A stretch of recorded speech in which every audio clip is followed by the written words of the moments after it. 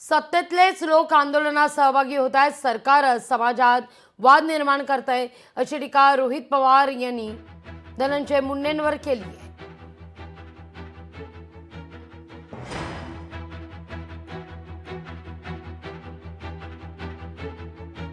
ST समाजाचं जे आरक्षण आहे त्याच्यात आम्हाला आरक्षण मिळावं अशी त्यांची मागणी होती आणि त्या आरक्षणाचं प्रतिनिधित्व नाहीतर त्या मेळाव्याचं नाहीतर आंदोलनाचं प्रतिनिधित्व धनंजय मुंडे करत होते. दुसऱ्या बाजूला धनगर समाजाचं आंदोलन चालू आहे. तिथं त्या समाजाच्या आंदोलनाचं प्रतिनिधित्व कोण करतायत तर पडळकर करतायत नाही तर हाके करतायत. सरकार तुमचं, तुम्ही त्यातलेच नेते, सरकारमध्ये तुम्ही मंत्रिपद घेता, सरकारचेच तुम्ही आमदार आणि विविध ठिकाणी वेगळ्या वेगळ्या समाजाचं तुम्ही प्रतिनिधित्व तिथं करता.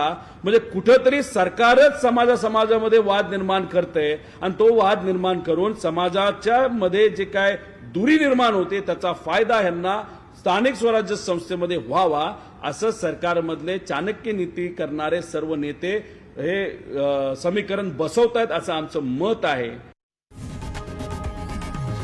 लोकशाही मराठी ऐका, पहा, जागरूक रहा.